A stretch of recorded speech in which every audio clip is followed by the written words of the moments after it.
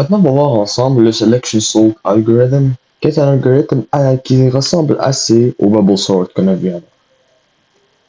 Alors, d'abord, on va créer une liste de données right-click là, donc y égale.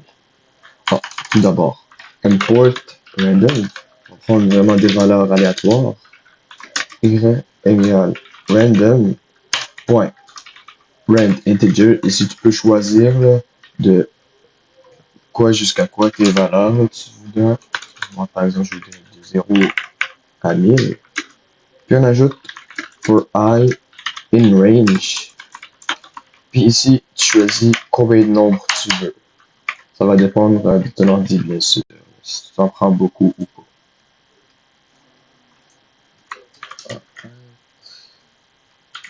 Puis là, il faut mettre tout ça entre deux crochets. Ça va nous générer, bien sûr. Bon, il faut qu'on fasse print bien sûr. Ça va générer des nombres aléatoires. On va juste copier. Puis ici, écrire array égale ça. Parfait. On va travailler avec ça après que je vous ai expliqué comment est-ce que justement le selection sort algorithm fonctionne juste. Donc, si on prend un array assez simple, genre 50, 30, 10, 56 et 8, c'est quoi qu'il va faire au juste là? Le selection sort. Mais si vous vous souvenez, le bubble sort, lui, ce qu'il fait, c'est qu'il prend toujours la valeur qui se trouve au début et la compare avec la valeur après. Si la valeur après est plus grande, ben celle-là, elle devient la comparative qu'il va utiliser pour comparer les autres, jusqu'à ce que la valeur la plus grande se trouve à la fin. Le selection sort, lui, va faire l'inverse. D'abord, il ne va pas comparer les valeurs. Il va littéralement juste aller et checker chaque élément indépendamment dans la liste. Puis, quand il trouvera la valeur la plus petite, ben, il va la mettre au tout début de la liste de même. Donc, il n'y a pas de comparaison qui se passe entre les valeurs. C'est vraiment, il check la valeur la plus petite dans une liste. Il a trouvé que c'est 10. Donc, il enlève ça. Puis, il met 10 après 8. Puis, c'est ça. Une fois qu'il a justement, bien sûr, trié les valeurs au début, il arrête de checker cela. Il check vraiment les parties où ils ne sont pas triés, jusqu'à ce que la liste, elle soit complètement triée. Alors, pour justement mettre en place l'algorithme, on aurait besoin du nombre d'éléments qui se trouvent dans la liste, parce que ça va bien sûr impacter notre loop. Donc, n égale length a, algorithme. Array. Puis là, on fait for I in range n. Bien sûr, on fait n-1 parce que ça sert à rien de rechecker une dernière fois. Puis on assume que la valeur minimum est toujours celle qui se trouve au début. Là, voilà. Minimum index. Puis là, on fait un autre loop. Loop j in range 1 plus i plus 1 jusqu'à n. Donc, aller de la petite valeur, depuis la partie où c'est pas trié jusqu'au nombre maximum d'éléments qui sont dans la liste. Puis il va checker si dans le array, l'élément qui se trouve après le minimum index, donc ça, est plus petit. Puis si c'est le cas, eh bien cet élément va devenir le minimum index. Je vais checker tout ça jusqu'à la fin. Une fois fini, avec une nouvelle variable qui est une minimum value égale a, donc array.pop, minimum index. Enlever la valeur la plus petite qu'on a trouvée dans la liste. Et bien sûr, on va venir et l'insérer. Faire insérer ici et pas append, parce que dans les méthodes de la liste, append va venir justement et ajouter la valeur vers la fin de la liste. C'est pas ça qu'on veut. On veut que ce soit minimum index, qui elle-même aussi est variable. Elle n'est pas toujours 0, parce qu'elle va, parce qu'en fait, la loupe, elle va se réduire à chaque fois que le début est trié. Donc là, je vais vous montrer c'est quoi qui se passe. D'abord, on va faire print A pour vous montrer que l'algorithme fonctionne bel et bien. Ouais, ben, pour que ce soit assez intéressant.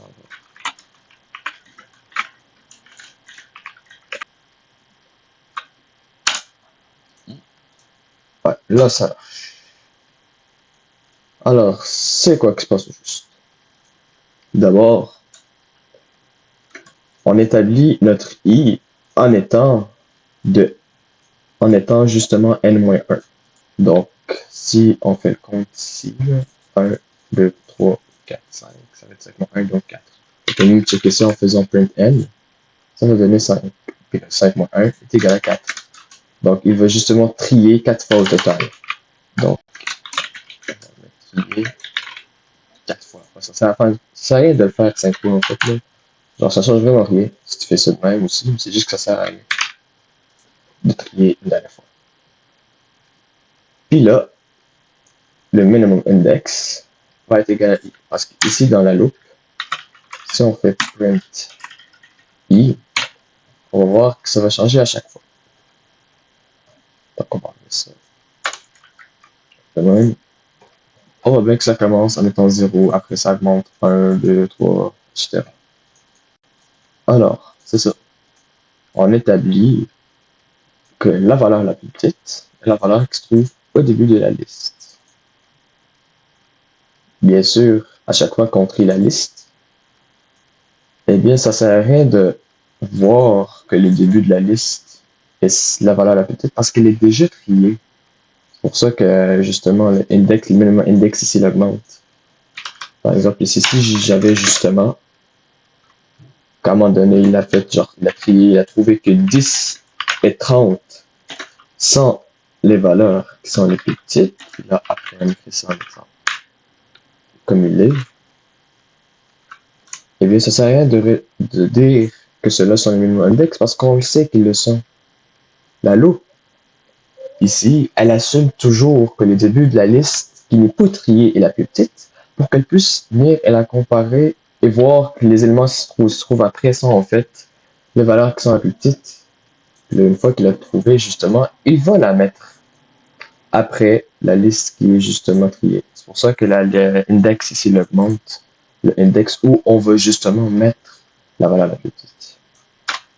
Donc, c'est ça. Puis la for j in range, le range va bien sûr justement être i plus 1, qui fait référence à la valeur qui se trouve après la valeur présumée justement la plus petite, puis n, donc la longueur de la liste en tant que ça sert à rien d'être plus que ça, d'être plus grand. Ça peut même générer des erreurs si t'es out of loop, quelque chose de même. Puis là, justement, on check si, dans le array, la valeur qui se trouve après la valeur présumée plus petite est plus petite. Puis si elle est plus petite, eh bien, c'est elle qui va devenir la valeur la plus petite. Le minimum index est égal à j. Puis là, une fois qu'on a passé par toute la loupe et trouvé la valeur la plus petite, on va venir et l'enlever de la liste. Donc, a.pop, le même index, bien sûr, parce qu'on a ici. Là, on met ça dans une variable parce qu'après, on va venir et l'insérer où est-ce qu'il est supposé être en étant i. C'est pour ça que ça ne marchait pas avec minimum index. Il faut mettre i. Alors, si on faisait ça étape par étape, avec par exemple, je sais pas, d'autres valeurs ici, là, vraiment, plus écarté.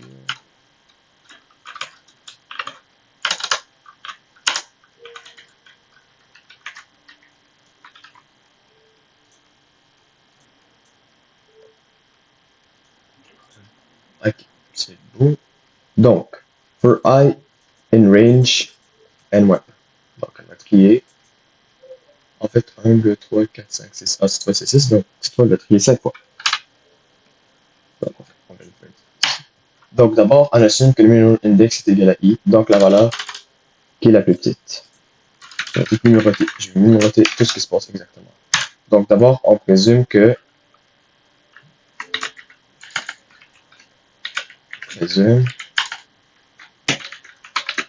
3402 est la valeur la plus petite.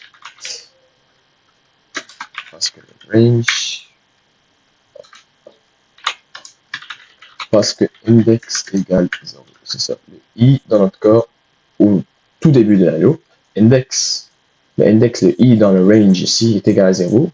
Donc, quand on regarde notre array ici, le index de 0, c'est 3402. Donc, on assume quelle est la valeur la plus petite. Là, on check.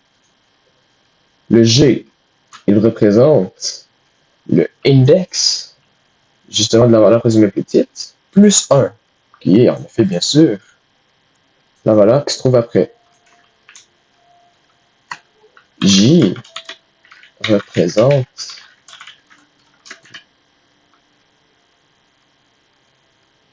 valeur qui se trouve après la valeur présumée plus petite.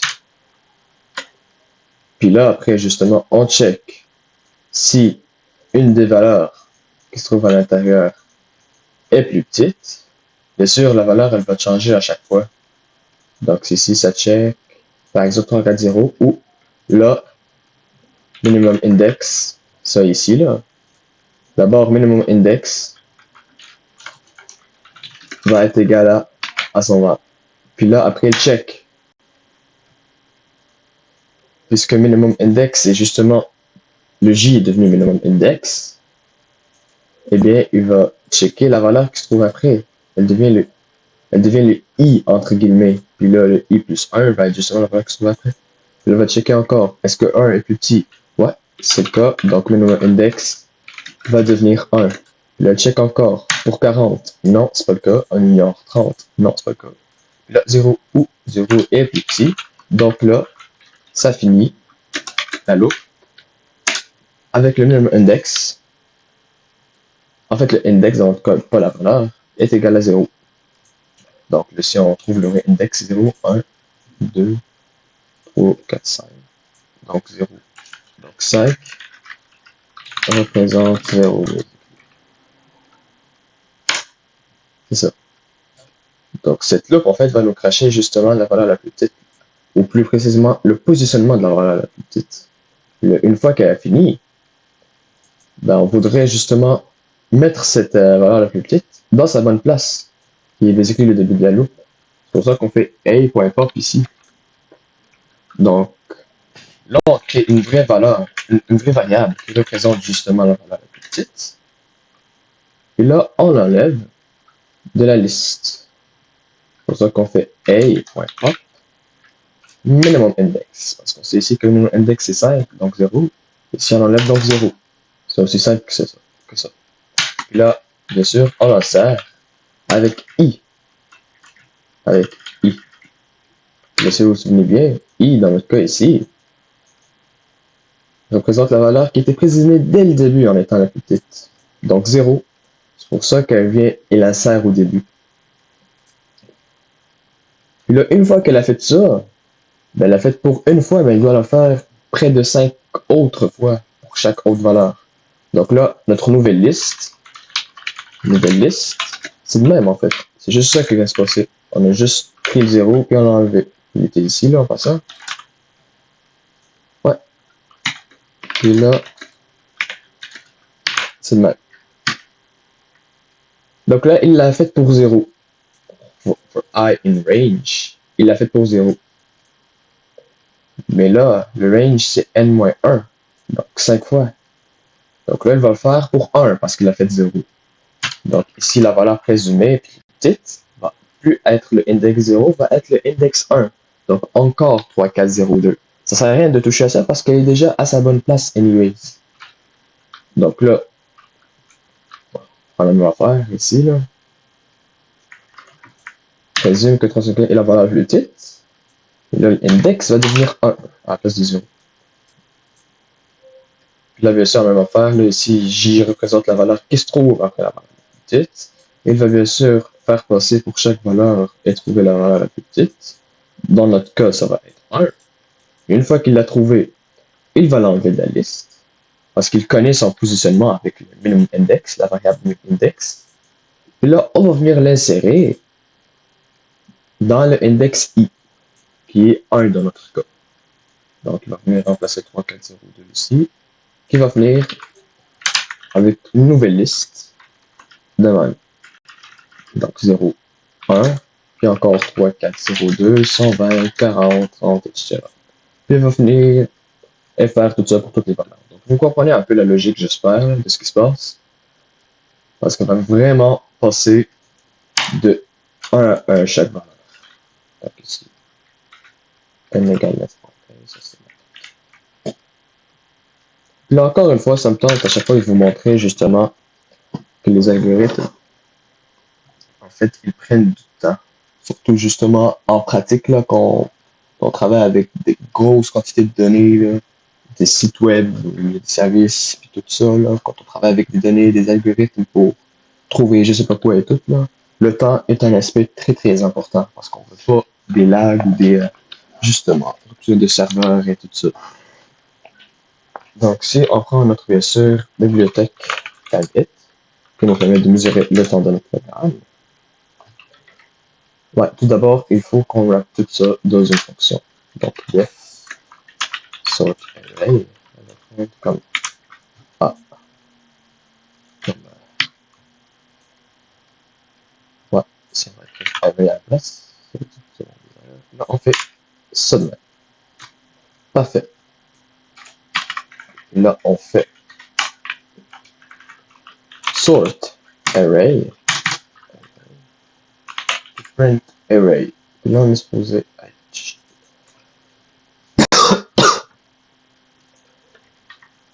si on fait ça de même,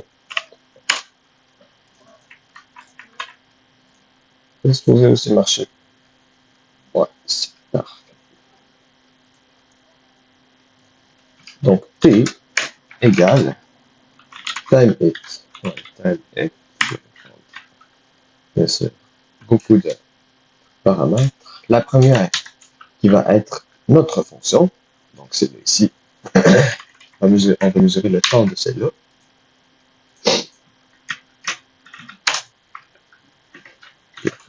Global number égale à 0.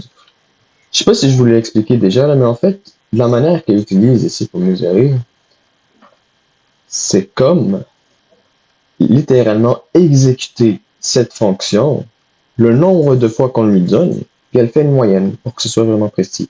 Donc, le plus de nombres ici que tu mets, le plus précis que le temps que ça prend pour cette fonction va être justement, va l'être. Mais si tu prends des valeurs plus petites, ça va être rapide, mais ça va pas être aussi précis. Donc, ça va dépendre de ton ordi, là. Par exemple, si tu l'aurais fait dans un Mac, ça peut prendre vraiment beaucoup de secondes, même des minutes, là. Donc là, si on fait bien sûr notre petit, là, pour voir le temps.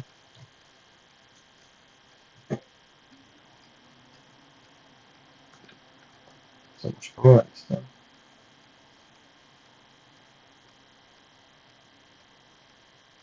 Ah, ouais, là, ça marche. 9.9 secondes. Ouais, parce qu'il travaille avec vraiment de grosses quantités de données. On va faire ça. Donc ça, c'est normal que ça prend vraiment beaucoup de temps, là, parce qu'il est en train littéralement d'exécuter la même affaire. 100 fois ou 1000 fois. Puis là, bien sûr, puisque j'ai enlevé 10.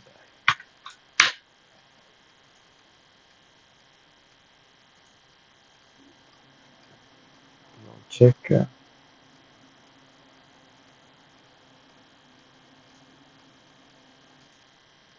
Dans notre cas, si ce serait possible, on va essayer de plus de laisser à number 100 qu'il fasse les mêmes calculs garçon. Puis là, d'une manière comme plus performante là, pour cet algorithme que je vais vous montrer, on va même mesurer à peu près le temps que ça prend pour justement les deux manières, pour voir laquelle est la plus efficace. Donc ici, on voit bien que c'est à peu près 0,99 98, c'est ça, c'est plus. 99 à 98. Donc, ici, justement, je pense que je voulais montrer aussi sur le bubble sort, le fait de justement enlever, puis mettre, enlever, insérer et tout ça, ça prend quand même beaucoup de données de place. Et à la place de faire ça, on peut juste justement échanger les places des affaires. Parce que c'est comme vous pouvez voir, on enlève la valeur qui se trouve à minimum index, puis on l'insère à la place du i, la valeur présumée plus petite encore une fois. Et à la place de faire ça, ben on peut essayer d'échanger la place des deux. Donc ici, ce qu'on fait, c'est qu'on prend notre array ici, là, qu'on a pris comme argument, A minimum index, puis AI va être égal à AI, puis A est minimum index. Donc ici, le minimum index va devenir AI, puis le AI va devenir le A minimum index. Là, on va voir le temps que ça prend. Là, on peut voir que ça a quand même diminué de comme 0,02, 0,03. Bien sûr, avec quoi? Quelques données ici, là, c'est vraiment pas genre gros comme changement, mais quand tu vas travailler avec des millions de données, chaque seconde, chaque milliseconde compte. Puis voilà, c'est à peu près de même là, que ça marche le selection sort. C'est comme un bubble sort, mais l'inverse en fait. On va voir, à la place de chercher la valeur la plus grande, lui va chercher la valeur la plus petite et la mettre au début de la liste.